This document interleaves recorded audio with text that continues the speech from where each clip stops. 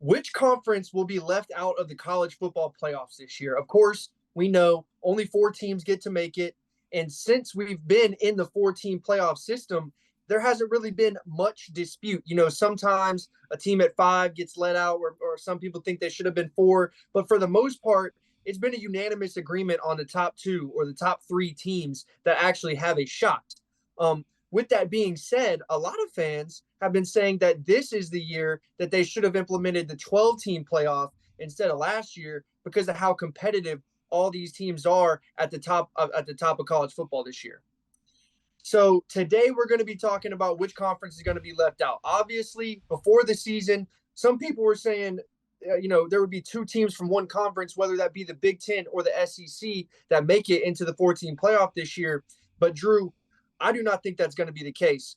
Kicking it to you, I just want to start with the 2 that, in my opinion, are definitely going to have at least one team in there without a doubt, that being the Big Ten and the SEC. The Big Ten, of course, right now has 3 absolute powerhouse programs with Michigan, Ohio State, and Penn State. It's going to be a gauntlet coming out of that Big Ten East, but I think whichever team does come out will be a lock for the college football playoffs.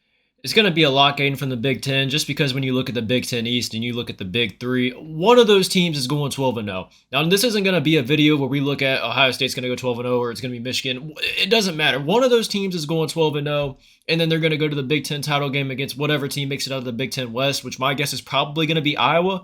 If you haven't looked at Iowa's schedule or remaining schedule already, I suggest you go take a look.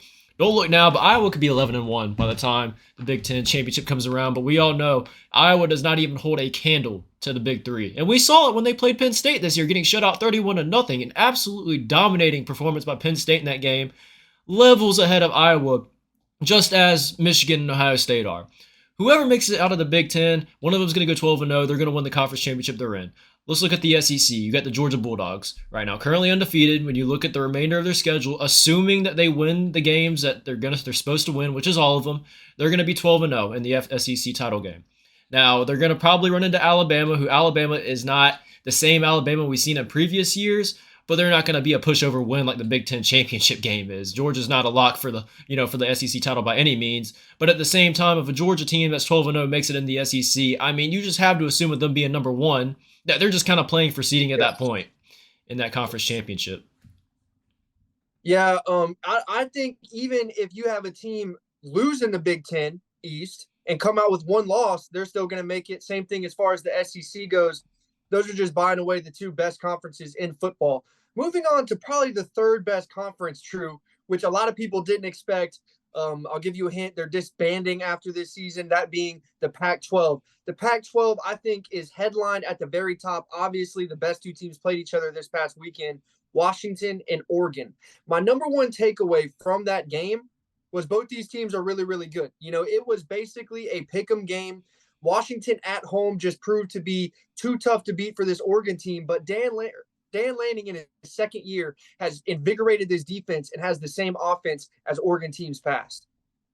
Yeah, the Pac-12 is looking really, really strong, Aiden, with the top 2 teams, Oregon and Washington. And let's not forget about Oregon State and a couple other teams. We just did a video on that. If you guys haven't already seen that, please go look at the Pac-12 breakdown we just did. We kind of give a preview of what the rest of the Pac-12 is looking like in the gauntlet that's about to ensue. But Oregon and Washington, I mean, you just have to assume the wins that they're going to have by the time the conference championship rolls around, it's going to be wins over multiple, at least one top 10 team and a couple of other ranked teams that they're going to have wins over. So their resume is going to be looking good. Even if one of those teams has 1 loss coming out of the conference championship, how can you leave one of those teams out when they have multiple ranked wins, And with Washington, the way they've been looking right now, it's safe to assume, or it's pretty close to assume, that their offense isn't going to be outscored, and they're likely to go 12-0 and head into the conference championship. Now, I'm assuming it's going to be Oregon that also makes it out in the Pac-12 title game, and we'll see where Oregon is. I think Washington's set up a little bit better than Oregon right now. I think Oregon's still vulnerable to another loss on their schedule. But it's really hard to determine that right now. It's just safe to assume, though, Aiden, I just think the Washington Huskies are a really good football team. And I just don't see any team that's going to outscore them. So, obviously, if Washington wins out, they're in the playoffs, and there's no doubt about that. Yeah, looking at the upcoming schedule for Oregon, they still have to play Utah, USC, and Oregon State. All those teams, two of those teams are ranked in the top 15. USC just exiting the top 15. Washington has to play USC, Utah, and Oregon State as well. So the strength of schedule, which used to be a weakness for these Pac-12 teams, the Pac-12 champion to come out, has now turned into a strength. Now, if you were to ask me if Oregon's going to be able to go with, playing Utah, Oregon State, and USC without a loss, can they do it? Yes. Will it happen? I don't think so. Oregon State has a great defense. Utah has a great defense. Cam Rising hasn't been back yet. But if he is in the games where they play Washington or Oregon, that's a winnable game for Utah. So my question to you, Drew, is this is what I'm thinking. So if Oregon gets back to the Pac-12 championship and plays Washington, I think Oregon can win that game. Okay. If that is the case and you have a one-loss Pac-12 team, do you think they still make the playoffs? I think so. I mean, like you mentioned, the strength of the Pac-12 now is really the strength of schedule, which is something that hasn't been in the past. And with the committee, the Pac-12 has just been something that's always been that thorn on their side where they just have not been able to get a Pac-12 team in. A lot of people have been complaining about some teams being left out, primarily USC or whoever's left out at number 5 or number 6. Now, I'm not saying I know what the committee thinks. I don't know what goes on in the meetings. I'm just saying I would say in a scenario where if they can get a Pac-12 team in there and the resume, one of the Pac-12 teams, whether they have a loss or not, if there's even a little bit of a reasoning to get a Pac-12 team in, I think the committee's going to pull the trigger and put them in at least at number 4. And I just think that one of the teams from the Pac-12 is getting in, regardless of the gauntlet that's coming up. One of those teams is going to have such a good resume that it's going to be almost impossible to overlook. Yeah, that's a great point there. So moving on to the ACC, okay, Florida State taking the next step up in their program under Coach Norvell. They've really developed as an entire team over the last couple of years, turning into a powerhouse in the ACC, knocking off former powerhouse Clemson in overtime in a game where Florida State only rushed for 20 yards, Drew. That passing attack that they have is absolutely lethal with Keon Coleman. Johnny Wilson, 6'6" receiver, is questionable to come back this game against Duke, so they're going to have them going forward. And against Syracuse, Florida State got the run going, averaging around 6 yards per carry in that game. So this Florida State offense can compete with any team in the SEC. Now, when you look at their schedule coming up, obviously they have Duke this coming week, Miami, and then they play Florida at the end of the year. All those defenses rank in the top 20. Okay, now will they lose to Duke without Duke's quarterback Leonard? I do not think that will be the case, but you better watch out whenever you're playing Miami or Florida. Those Florida versus Florida matchups, those guys, a lot of them are from the state of Florida. That's a rivalry game. You're playing 2 rivalry games at the end of your season. That's going to be tough. And also, North Carolina is the other undefeated team in the ACC, a prolific offense. They beat Miami, showed that they can score against one of the better defenses in college football. So whenever you look at Florida State and North Carolina and the ACC in general, what are some takeaways you see between those two teams? Yeah, I mean, if you're just a fan that's just looking at the schedule for Florida State, for example, and you see that there's a lot of unranked teams left, you got to be careful with that. Like you mentioned, Aiden, Miami and Florida, those are 2 rivalry games. You're going to get Miami and Florida's best shot. And Florida State has shown a little bit of vulnerability in some of these games, primarily in the Boston College game. They're lucky to have left that game with a win against a terrible Boston College team. Now, Florida State is still a tremendous, tremendous football team. And I believe that Florida State is very likely to go 12-0. And North Carolina, on the other hand, when you look at them, the other undefeated team, there's still a couple games in their schedule that are a little bit questionable. I'm not as confident in North Carolina to make it through their schedule undefeated. They still got to play Duke. They still got to go on the road to take on Clemson. Now, will North Carolina be favored in those games? It's very possible that North Carolina is going to be favored. But we've seen North Carolina teams in the past kind of lose games they're just not really supposed to lose. And I really like Drake May, and I really like what North Carolina's been able to do on offense. But at the same breath, I got to be able to see North Carolina win all these games that they're supposed to win before I can pencil them in to go undefeated and go 12-0. Now, I still think North Carolina has a legitimate shot at getting to the Pac-12 title game. They'll play Florida State. And I guess as a fan, you would have to ask yourself, or someone that's trying to determine if the ACC is getting in. If Florida State was to lose that game to North Carolina, who could possibly have a loss that time, I don't think a one-loss North Carolina team is going to get in. Now, Florida State, they do have a couple decent wins on their schedule if they were to make it in. You got Notre Dame, you got LSU, but none of those teams right now are currently in the top 10. So it's all, I think for the ACC, it's really going to depend on what the other teams do that these North Carolina and Florida State have wins against. It's going to be up to that strength of schedule at that point. And for right now, if I had to choose a conference that have the most questions about, it's going to be the ACC. Yeah, I'm in 100% agreement with you there, Drew. Florida State, in my opinion, I mean, they've won all their games. You can't ask for more than that. But LSU, a little overrated when they played them. Notre Dame, I think that's the same situation. Um, Moving on to the Big 12. Okay, this is a conference where I think, if Oklahoma and Texas get back to the Big 12 championship and Texas beats Oklahoma in the rematch, do either of those teams make the playoffs in your opinion?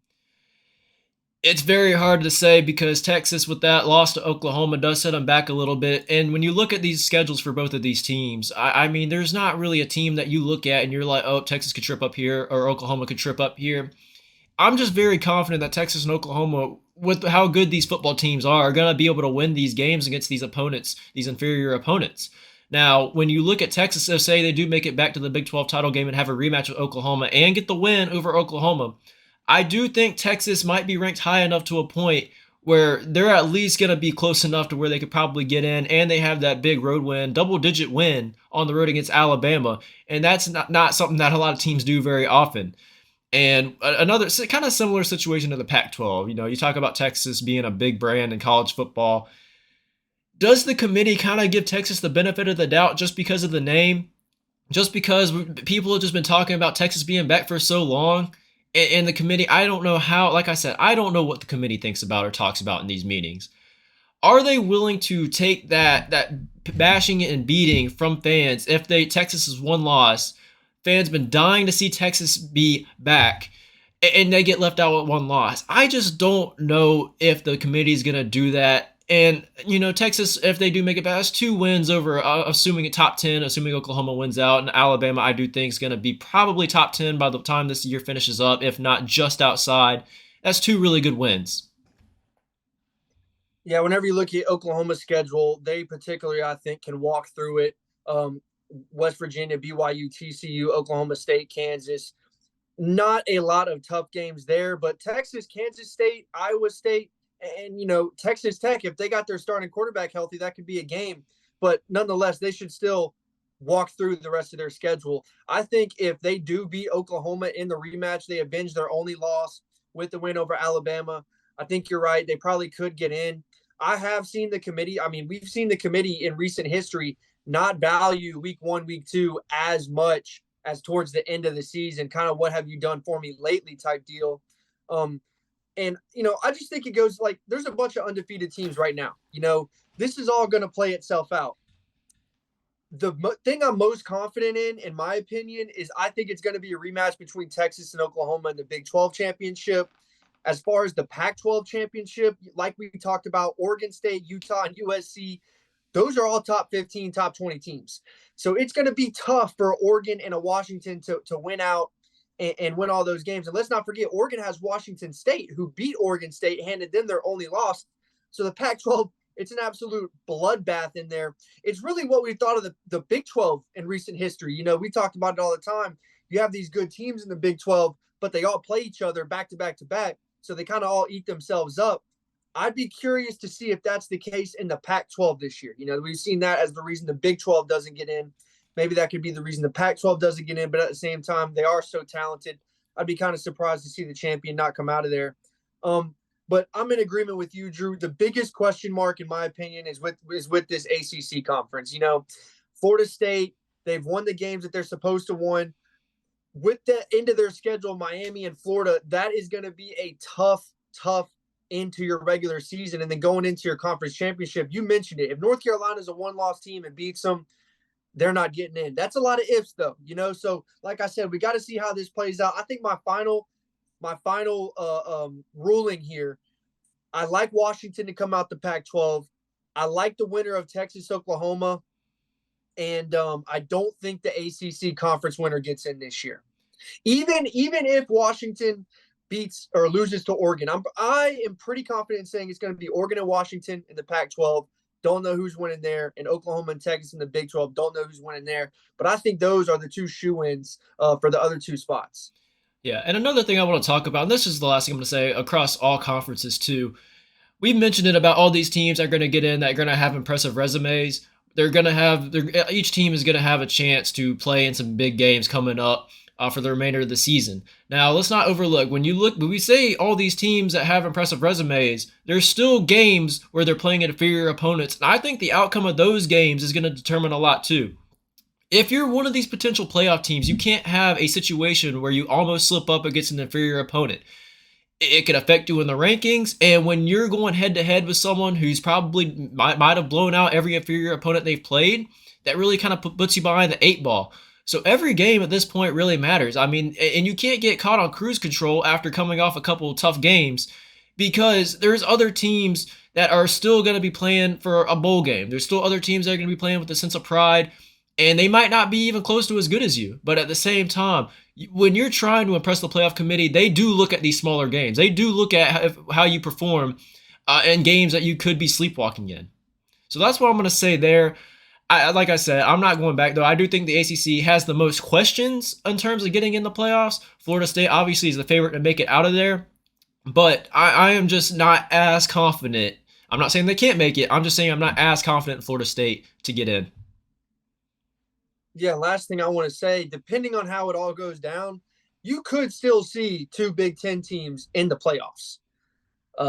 That's going to be a tough, it's going to be tough, Drew, because if Penn State beats Ohio State and that's Ohio State's only loss, or Penn State beats Michigan and that's Michigan's only loss, that's a better hypothetical.